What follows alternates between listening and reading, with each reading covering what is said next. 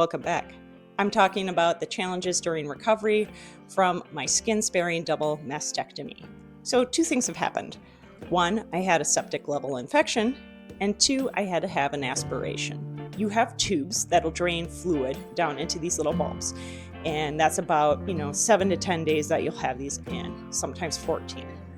And at the 10-day mark, I was able to get them out, but in between then, I had developed a septic level infection. That's over 50% chance that you'll get an infection of some sort. I caught mine before I needed hospitalization, although they did speak about it. I was sent home with 2 different antibiotics. I didn't have a fever, but I noticed things didn't look right. And when I went to try to move my arm, which I was having full mobility about 5 days after my surgery, all of a sudden it wasn't feeling great when I was lifting my arm. So for me, what happened is I had these long tubes that go down to drains, and you milk the drains, which means you take the tube and you slide your fingers down and you push the fluid into the drains. This side, my left, kept getting plugged up with tissue, and so the fluid started going outside of the tubes. So when I would take my compression garment off, there'd be a bunch of fluid running down me. So that is one complication that I had. I'm feeling much better, and I had to do a 10-day course of those antibiotics. The other thing that can happen, which is common with skin-sparing mastectomies, is you'll have seromas. It's like an 85% chance of this happening. And that's where fluid collects between the skin and the muscle wall. I noticed that all of a sudden my chest had a waterbed type effect. On this side, it was really noticeable. On this side, it was starting to accumulate fluid.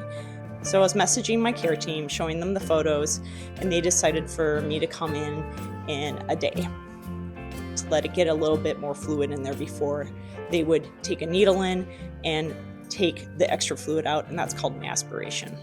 At the time, I had 170 cc's pulled out of my right side and 40 on the left, and this, again, may need to happen another 1 or 2 times.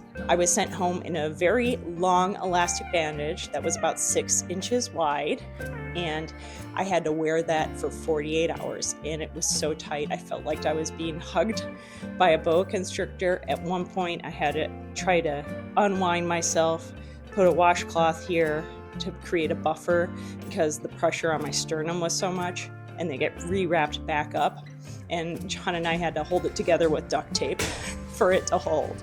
So that was an adventure in itself. Currently, I'm wearing a compression garment and an ace bandage underneath that for another week to see how it goes, but I can already tell I'm starting to accumulate a little bit of fluid on each side again. So where do we go from here?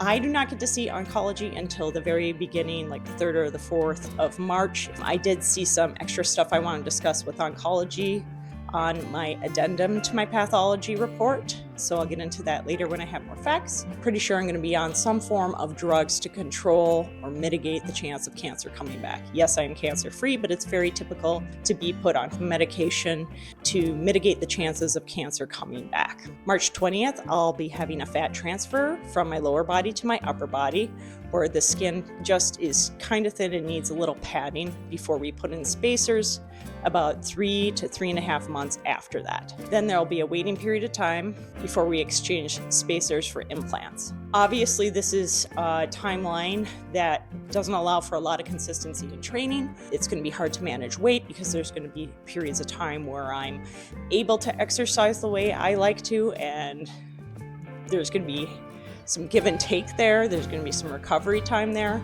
but this may be a year where I have to step back from competing and train as much as I can within my limits. Thanks for joining me. Thank you all for the support. If you have a question, please feel free to drop a comment, or if you're more comfortable with a DM, go ahead and send one. I'll try to update you as frequently as I can. Stay healthy.